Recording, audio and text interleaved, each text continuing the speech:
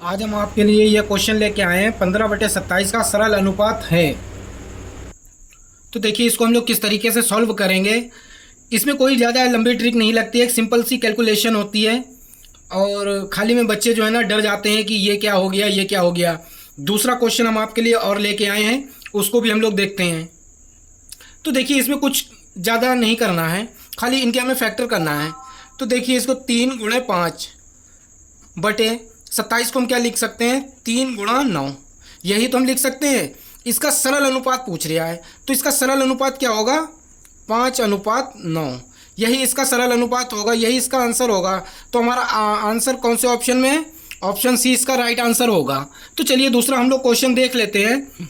दो संख्याओं का अनुपात 3:1 तथा योगफल 72 है, दोनों संख्याओं का अंतर ज्ञात कीजिए।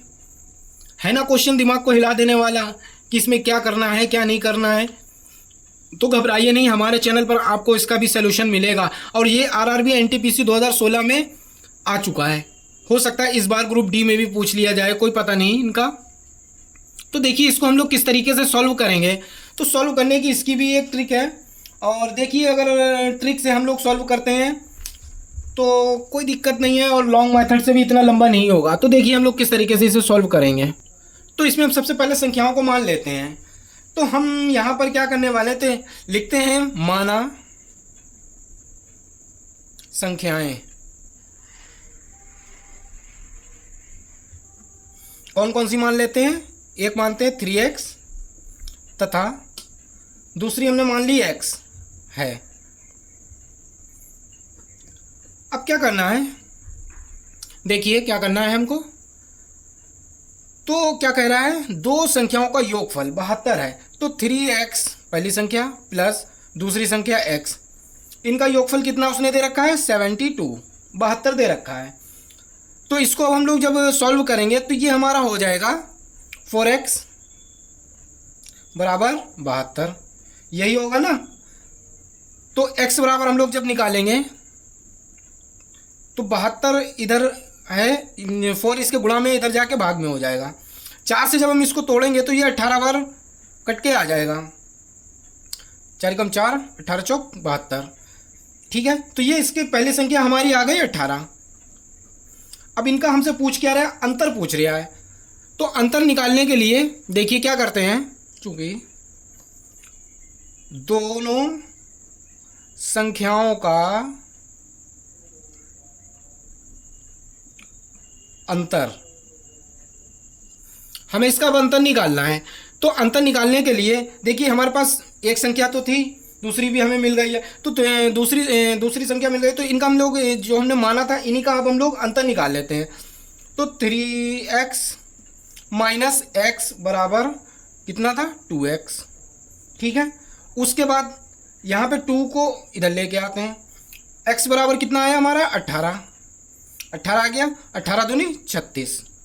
तो इनका जो अंतर आएगा वो हमारा 36 आएगा, यही हमारा इसका राइट आंसर होगा। तो चलिए अब हम लोग एक और क्वेश्चन को देख लेते हैं। तो हमारे पास देखिए तीसरा क्वेश्चन और चौथा क्वेश्चन आ चुका है। तो देखिए इसमें क्या हमसे पूछ रहा है, 0 और 100 के बीच में कुल अभाज्य संख्याएं हैं। तो देखिए इसमें कोई शॉर्ट ट्रिक नहीं होती है, इसमें सिर्फ और सिर्फ हमको याद रखना होता है कि कितनी होती हैं। तो देखिए इसमें जो है ना आपकी 25 अभाज्य संख्याएं होंगी। अभाज्य क्या होती हैं, जो खुद से कटती हों, किसी दूसरे से ना कटती हों। तो 25 इसमें अभाज्य संख्याएं होती हैं। इसको जो है इसका कोई शॉर्ट ट्रिक नहीं है, तो आप लोग ऐसे ही माइंड में रख सकते हैं।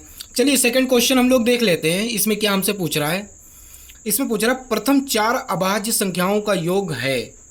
तो देखिए आरआरबी एनटीपीसी 2016 में पूछा गया, वो कितना सरल क्वेश्चन है, आप खुद ही लगा सकते हैं। सिर्फ आपको एक बार समझाने की ज़रूरत है। पूछ रहा है कि प्रथम 4 अभाज्य संख्याओं का योग कितना है। तो प्रथम 4 अभाज्य संख्याएं कौन कौन सी होती हैं, सभी को पता है। तो लिखते हैं अभाज्य संख्याएं। पहली कौन सी होगी, 2, और हमसे पूछ क्या रहा है, योग पूछ रहा है, प्लस लगा दिया। दूसरी कौन सी होगी, 3, 4 नहीं हो सकती क्योंकि 4 2 से कट जाती है, तो हो गई आपकी 5। अब 5 के बाद 6 भी हमारी कट जाती है, तो चौथी हमारी हो जाएगी 7। हमसे 4 पूछ रहा है ना, प्रथम 4 अभाज्य संख्याएं, तो देखिए यही तो है, इन सबको जोड़ लीजिए।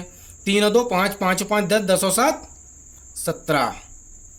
यही तो हमसे पूछ रहा था। देखिए कितना इजी सवाल था, आप खुद ही बताइए कितना इजी सवाल था, क्योंकि क्वेश्चन को जो है ना इस तरीके से पूछा जाता है कि बच्चे का ज़्यादा से ज़्यादा समय बर्बाद भी ना हो और उसके दिमाग को जो है ना पूरा घुमा भी दें, तो इस तरीके से पूछा जाता है। तो बस आप लोग बस यही ध्यान रखिए और ज़्यादा इधर उधर घूमने की ज़रूरत नहीं है, सिंपल मेथड याद करें और जो है ना माइंड में जो फॉर्मूले होते हैं उनको बेसिक आपको पता ही होना चाहिए, उसी के बेस पे ही आपसे पूछा जाता है।